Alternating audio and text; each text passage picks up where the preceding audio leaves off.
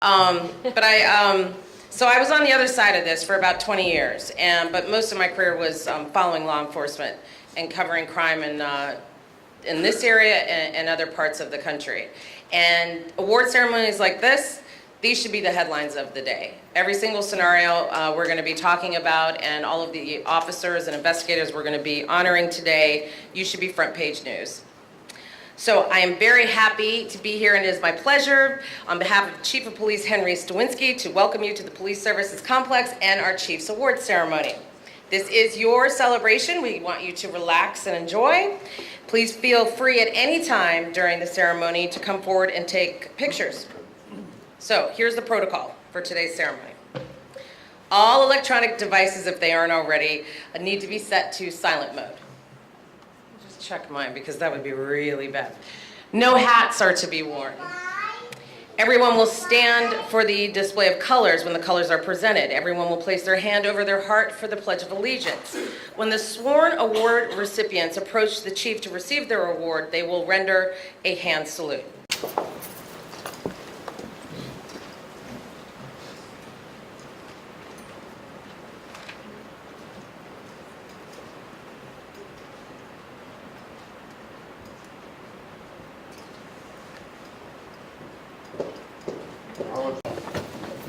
At this time, I would like to introduce to you all of our platform guests.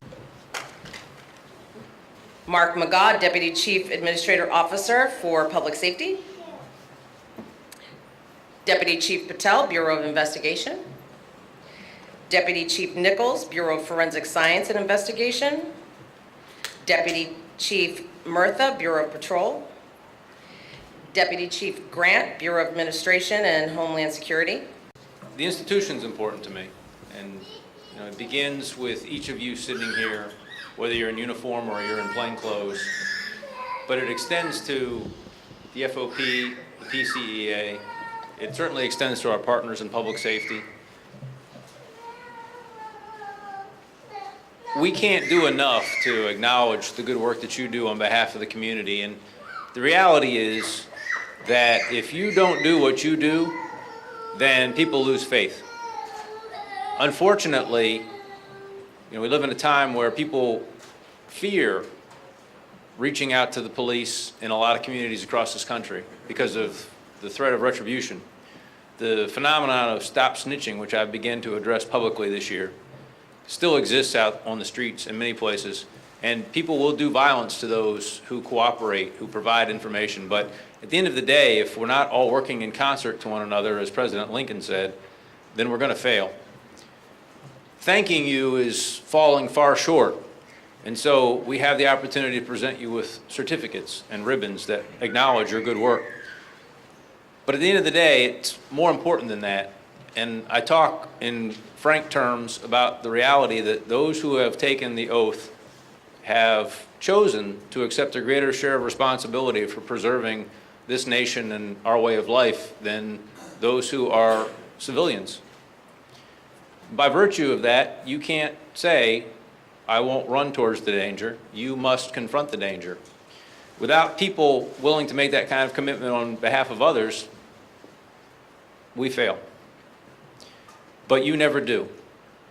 And I'm often up at 2 or 3 o'clock in the morning, and I'm not surprised that the faces I see before me today are the faces that I generally see at 2 or 3 o'clock in the morning, or 2 or 3 o'clock in the afternoon, or wherever events may lead us. And I only ask that you continue to be the people that you are.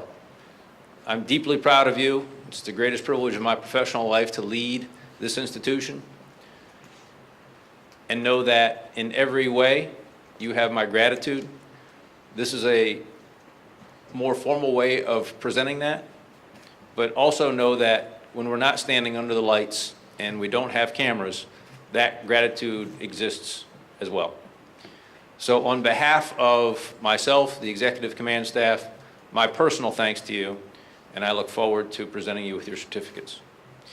With that, I believe I will now introduce the immediate predecessor in my office, and a man that we all have tremendous respect for, Mr. Mark McGaugh, now Deputy Chief Administrative Officer for all of Public Safety in Prince George's County. But I do get a chance just to say thank you for what you guys do. this is coming home for me. This will be the best part of my day. Because anytime I can get around you guys, it just lightens my heart. So, because I know what you do every day. And really, this job I have now is more, from my perspective, I'm now in a position where I can be your advocate. That I can tell people on the 5th floor, people in Annapolis, what you guys do every day. Because I know. I've been there with you. But a lot of people just don't understand what you do. It's funny, a couple different times, people have said, well, public safety is going to have to do this. And I'm like, okay. And they look at me like, they're not going to fuss? They'll do what they're asked to do. That's what they took an oath to do. And as long as it's fair, they're going to do whatever we ask them to do. They've kind of got I guess I say it too much, but they always hit me with, that's what we do. We just welcome to one. That's right. That's right. I want to thank Chief Stawinski for the fine work he's doing. Can we give him a round of applause?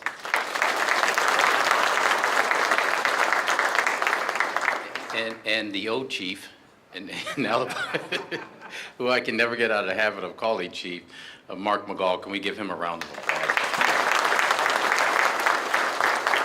And I just want to thank you for, once again this year, really doing a fine and outstanding job. We know, especially in these times, how difficult your job is. But nobody knows it more than your family. So when we honor you, we're really honoring the men and women, children, cousins, uncles, aunts, grandparents who are standing behind you and who worry as much as we do every time you walk out the door. So we don't take this lightly. This is a great moment for us to say thank you for all that you've done and continue the great work. God bless you. Okay, everybody take note. On December 12, 2015, just after noon, units responded to a vehicular accident in the northbound lanes of Indian Head Highway and Palmer Road. Police officer Dale Sollers was the first officer on the scene and immediately observed citizens attempting to help an unconscious and unresponsive male who was involved in the accident. Officer Sollers assessed the victim along with an unidentified citizen and concluded that the victim was not breathing and did not have a pulse. Officer Sollers immediately moved the victim to safety.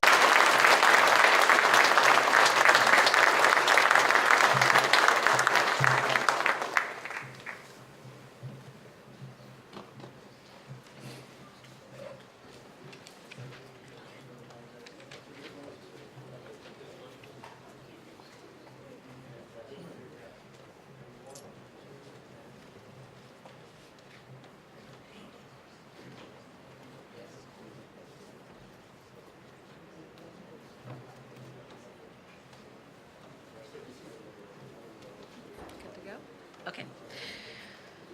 All right, I would now like to call Police Officer First Class Avon Odner. The suicidal male was armed with a knife in the bathroom located inside the residence. Both officers arrived on scene and evacuated the residence. While maintaining cover, both officers attempted to communicate with the male subject, but he refused. After receiving no response from inside the bathroom, both officers feared that the male subject may have carried out his threat and was critically injured. Officer Whalen was able to force the door open, but quickly observed the male subject holding the knife to his upper body. Both officers then positioned themselves tactically and attempted to de-escalate the situation by establishing a rapport with him. While requesting additional assistance, the male subject continually threatened to kill himself.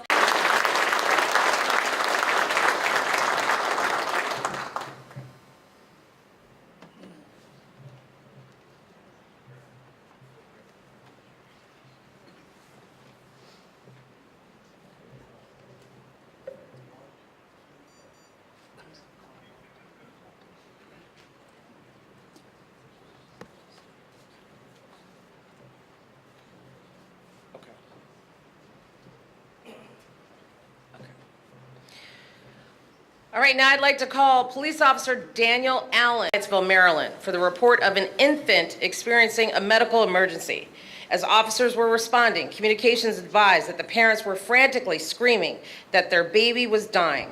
Officer Allen arrived on the scene and observed the father holding the lifeless infant. Officer Allen quickly evaluated the chaotic scene and took the infant from the father. Officer Allen assessed the situation and recognized that the infant was not breathing, so he began life-saving measures. An award of merit.